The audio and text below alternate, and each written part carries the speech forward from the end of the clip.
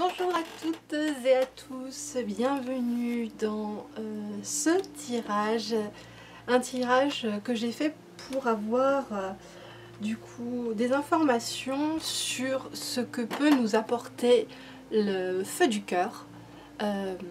Et bien nous, si nous le pratiquons tout simplement, qu'est-ce que peut nous apporter le feu du cœur. Et j'ai pris une carte de différents jeux que je possède. Ici c'est l'oracle d'Anubis, là c'est le tarot des chakras, et ici on a The Threads of Fate.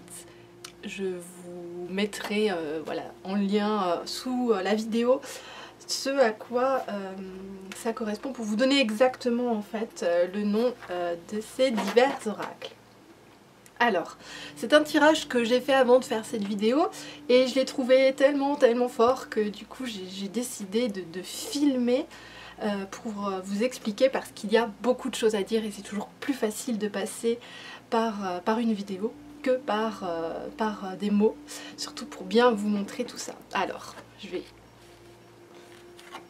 vous dévoiler ce que j'ai obtenu.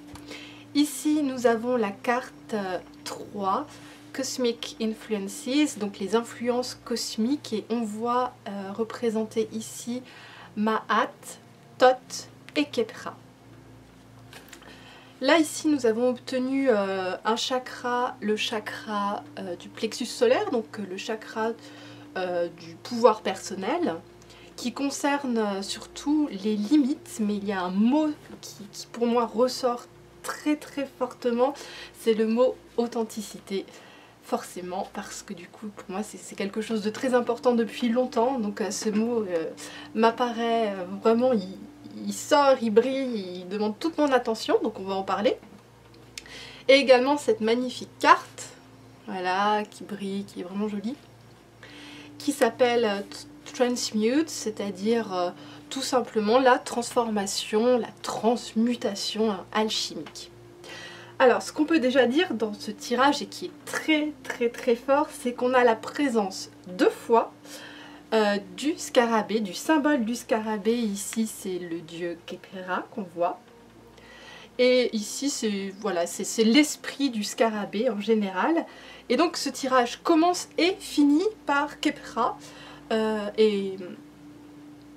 Et du coup, je vais vous en parler, mais d'abord, je voudrais commencer par cette carte. Voilà, je vais vous montrer un petit peu plus proche. Et donc, sur cette carte des influences cosmiques, il y a Maat. Alors, Maat, c'est l'archétype, la déesse de la justice égyptienne, qui se charge en fait d'équilibrer le cœur à l'aide de l'équilibre, donc à l'aide en fait de la vérité plutôt, voilà. Et forcément je pense ici à authenticité, ça résonne, parce que du coup Maat, on la voit lors de la pesée du cœur du défunt en Égypte, hein. Et du coup à la pesée du cœur, celui-ci ne doit être ni plus lourd ni plus léger que la plume de Maat. Alors ni plus lourd, ça veut dire que de ne pas y avoir fait de mal dans sa vie, mais ce qu'on oublie de dire également, c'est que le cœur ne doit pas être plus léger, c'est-à-dire que la personne ne doit pas non plus avoir rien fait dans sa vie. C'est ne pas non plus rien faire dans la peur de faire du mal. Donc faire, on nous invite à faire, mais faire dans la vérité. Ensuite on a Thoth, qui est le dieu, l'archétype en fait du langage de la sagesse, du langage cosmique, du langage supérieur. Et je comprends que par le feu du cœur, par ce feu intérieur, par le cœur authentique du coup, c'est par là que la sagesse de Thoth peut nous être communiquée. Et puis ensuite Khepra ici, qui est dans ce rôle de gardien, de protecteur de la terre, qui l'a fait tourner à travers les changements, etc., etc. Nous allons en parler à la fin. On peut comprendre que le feu du cœur va nous permettre de taper dans notre authenticité, dans notre vérité, et que cela va nous permettre d'obtenir d'être ouvert finalement à des influences cosmiques, mais de grande sagesse, et qui va nous emmener du coup plus loin dans notre évolution spirituelle. Ensuite, parlons de cette carte qui concerne les limites. Et comme je vous le disais, là le mot qui me frappe énormément, c'est le mot authenticité. Et c'est comme si en activant notre feu, hein, comme on l'a vu là, on ne peut plus se cacher derrière des espèces de faux semblants comme ça, que la vérité explose, qu'elle est vraiment montrée du doigt par Ma'at, et que cette vérité va dévoiler les limites, là, comme ce mur, hein, que nous nous sommes imposés pour nous cacher, puisqu'on voit qu'elle est accroupie, elle se cache. Donc c'est un peu comme ça que je le comprends. On se cache derrière des limites que nous-mêmes avons érigées pour ne pas prendre le risque en fait d'apparaître vulnérable. Et puis forcément, je pense, finalement, qu'est-ce qu'il y a de plus vulnérable que de dévoiler au monde entier, à tout genre humain, la vérité pure de notre âme. Donc c'est tout à fait compréhensible qu'on ait eu besoin à un moment donné de se protéger comme ça, comme nous l'avons fait.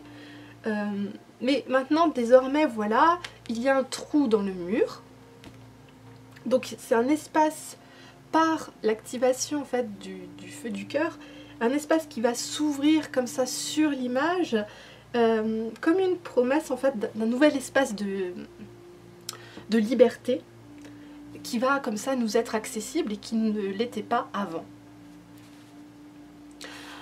Et ensuite la carte transmute, donc, ah oh, pardon, je vous ai pas montré, la carte limite, regardez, on voit bien ce mur là qui s'ouvre sur un nouvel espace.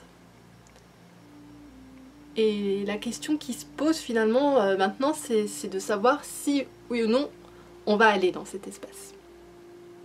Alors, en tout cas, le feu du cœur, lui, va le créer. Après, à nous de faire le choix finalement d'y aller ou pas. Ensuite, la dernière carte, la carte transmute. Alors, je vais vous la montrer. Je ne sais pas si on verra bien, mais regardez-moi comme ça brille, c'est vraiment joli. Alors, cette carte, eh ben, je la vois comme vraiment pour nous faire comprendre que le feu du cœur, c'est comme un vecteur comme ça de transformation, c'est-à-dire, pour moi, la transformation, je l'entends comme guérison. Et que du coup, ce feu du cœur va guérir un petit peu nos obstacles intérieurs, hein, comme on l'a vu, mais aussi plein d'autres blessures. Ici, il y a le pentagramme, qui pour moi est le symbole voilà, du féminin sacré. Et quelque part, comme il est en haut, c'est comme si c'était un guide ou une protection qui va nous guider à travers le processus de transformation. Et qu'est-ce que c'est que la transmutation? Transmuter, pour moi, c'est l'art d'alléger ce qui est lourd, la matière dense comme ça, et notamment la peur, hein, qui est vraiment une émotion lourde. Et donc le feu du cœur, comme ça, va nous aider à alléger là où on va mettre notre intention. Et maintenant, parlons du scarabée. Alors une chose qui est très forte comme ça, c'est que du coup, le scarabée va prendre une boulette de crotte de vache ou n'importe quel excrément et va la rouler comme ça, va la balader. Et en fait, à l'intérieur de cette boule d'excréments, il va mettre les larves de sa progéniture. Et puis du coup, il va la rouler jusqu'à ce que le temps nécessaire à la gestation de ces petits soit passé et qu'il va être temps d'éclore. Et alors là, il va mettre cette boulette dans l'eau et ça va l'adoucir, ça va la décomposer. Et finalement, va naître de là les petits.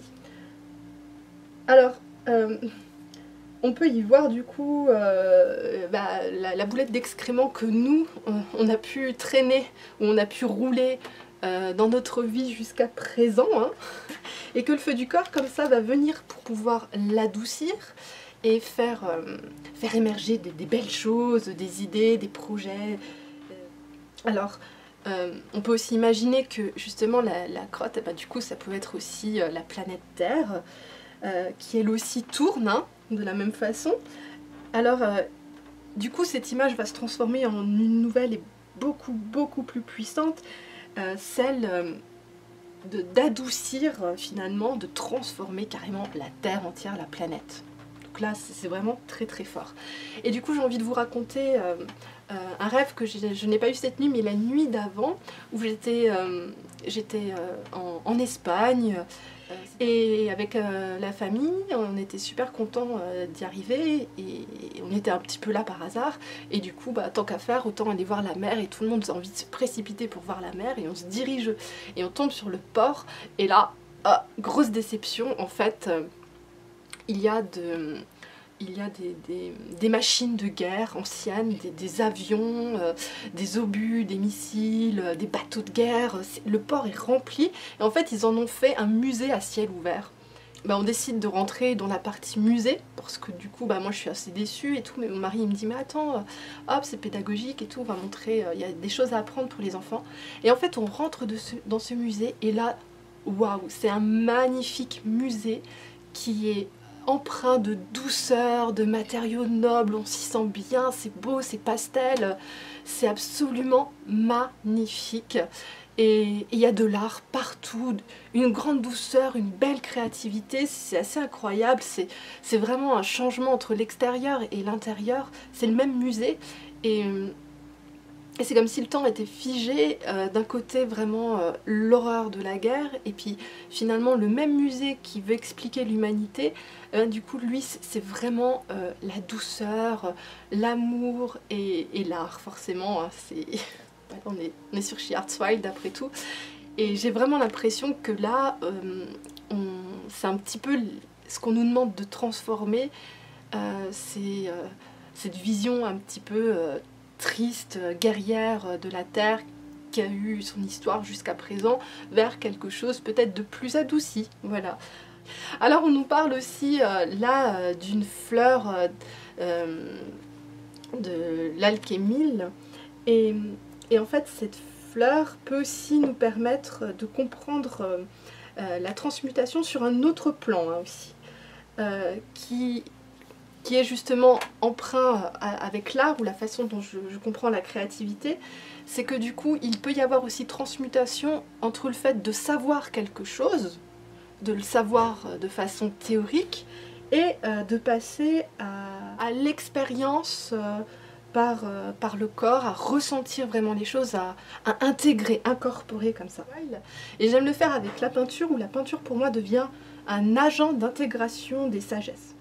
Ici, dans ce tirage, j'espère que vous comprenez avec moi la même chose, c'est que toutes les transformations personnelles peuvent conduire à une transformation sur un plan beaucoup plus global, sur un plan planétaire.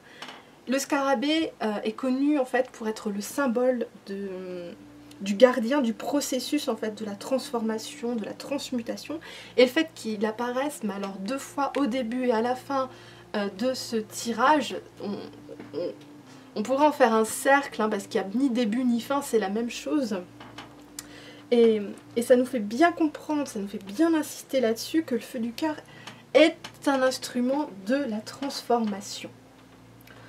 En faisant le rapport comme ça aussi avec mon rêve, hein, et la présence, parce que du coup, en fait en visitant ce musée, on arrivait aussi à une pièce où il y avait un groupe d'enfants, mais vraiment épanouis, heureux, qui étaient vraiment proches de la nature, parce que du coup le musée avait créé une passerelle vers un arbre, c'était un magnifique chêne, et il y avait du coup la branche de l'arbre qui rentrait dans le musée, et en même temps une passerelle qui allait dans l'arbre, comme un échange de l'un vers l'autre.